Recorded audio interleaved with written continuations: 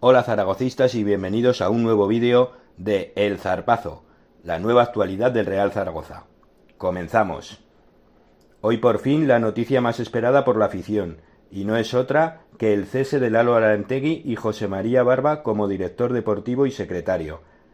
Se podría haber redondeado con la salida de un par de directivos más, pero todo llegará.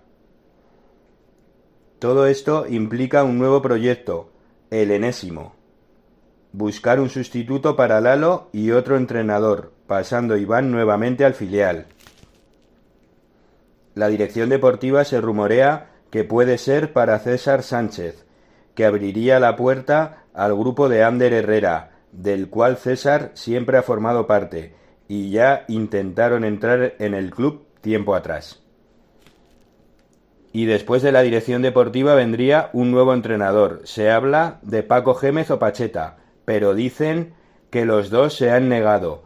Y es que recordemos que en estos momentos el Real Zaragoza es último, a 5 puntos de la salvación, casi 2 partidos. Y no es fácil torear este toro. También se comenta que puede ser el Mono Burgos.